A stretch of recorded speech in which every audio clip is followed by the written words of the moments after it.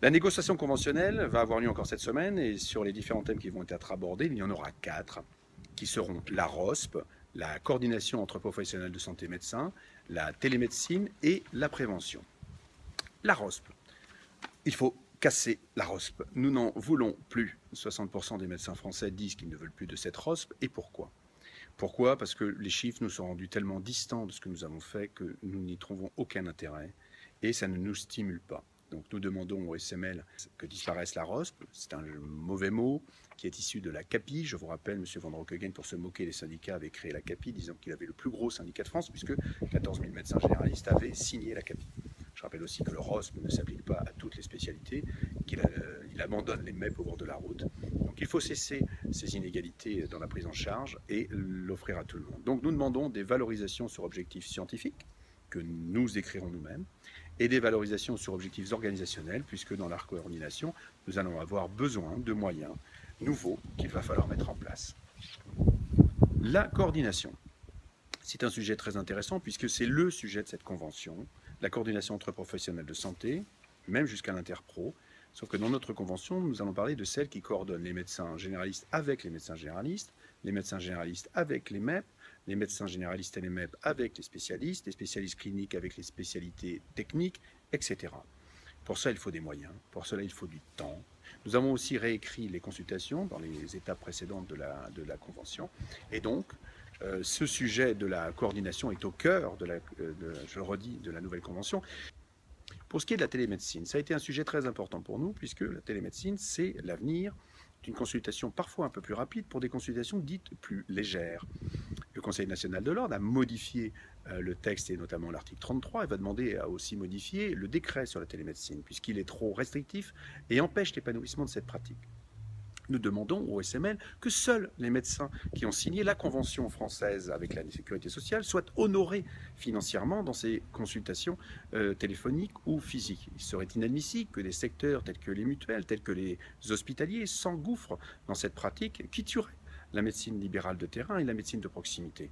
C'est simple, il ne suffit pas de prendre ce qui est simple et de laisser le reste aux autres. Nous devons, nous libéraux, nous emparer de tout et être les seuls qui puissions sur les territoires faire ce type de pratique. Pour la prévention, eh bien, le SML a demandé la création de consultations dites santé publique. Effectivement, il y a différents thèmes qu'il va falloir savoir traiter en santé publique, qui sont des consultations beaucoup plus longues et qui nécessitent une expertise un peu plus précise de la part du médecin, et je vais vous les citer.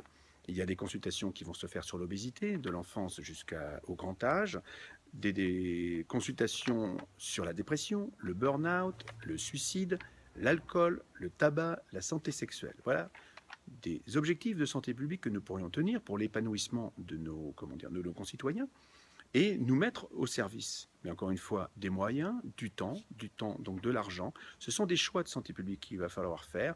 Et au-delà du ROSP qui était minabilis, eh bien, ces consultations nous ouvriront des champs que nous n'avons jamais connus. La majoration à l'acte. Eh bien oui, si on se débarrasse du ROSP, il va falloir quand même stimuler les médecins à travailler sur d'autres objectifs, par exemple le dépistage. En dépistage, vous avez le frottis, la mammo, les mots cultes, les vaccins. Et puis, vous avez d'autres majorations que vous pourriez mettre qui sont des majorations informatiques. Pourquoi ? Parce qu'à chaque fois qu'un médecin pratiquerait un acte, de lui-même, il irait coter cette cotation à côté de son C et serait donc valorisé tout de suite de ce qu'il a fait. Il aurait donc un rendu très rapide de son implication dans ces nouveaux types de dépistage et tout de suite son entreprise en serait, valorisée, bonifiée et il pourrait asseoir ses investissements, préparer l'avenir de son cabinet pour le moderniser autant que faire se peut. Toutes ces nouvelles techniques, c'est du temps et c'est de la coordination, mais c'est aussi de l'écoute. La médecine de demain, c'est une médecine d'écoute, espérons-le, et non pas une médecine d'abattage. Eh bien, ce que je viens de vous présenter, c'est tout le contraire de ce que veut la loi de santé. La loi de santé voudrait faire des généralistes, des médecins de premier recours, qui courraient effectivement vers les consultations très courtes pour pouvoir asseoir leur entreprise libérale. Eh bien non, cette médecine, nous n'en voulons pas. Nous voulons que les médecins généralistes de premier recours puissent faire aussi des MEP. Nous voulons que les médecins généralistes de premier recours puissent faire de la santé publique de qualité en donnant du temps. Nous voulons que les médecins généralistes de premier recours puissent s'impliquer sur leur territoire politiquement et en coopération et en coordination avec les médecins spécialistes de second recours, qu'ils soient surtout libéraux ou peut-être hospitaliers, voire de troisième recours avec les hospitaliers, écrire une médecine moderne de demain. Voilà, sont les enjeux de la négociation de mercredi prochain. Donc je vous invite à suivre notre petit débriefing de vendredi au travers de la newsletter où nous vous annoncerons ce que nous avons proposé et ce que nous avons pu retirer de cette négociation conventionnelle. Donc je vous dis à mardi de la semaine prochaine, puisque vous aurez encore droit à un nouvel épisode des 100 jours de la négociation conventionnelle. Et puis sachez que le SML est très ouvert, puisque depuis un mois, nous annonçons tout ce que nous allons faire, nous annonçons tout ce que nous avons fait, et nous vous dirons au tenté tout ce que nous ferons lorsque nous signerons ou ne signerons pas cette négociation conventionnelle qui s'avère difficile, puisque au stade où nous en sommes, je ne peux toujours pas vous parler d'enveloppe budgétaire, qu'elle soit sécurité sociale ou ministère. Je vous souhaite une bonne journée et à la semaine prochaine. Au revoir.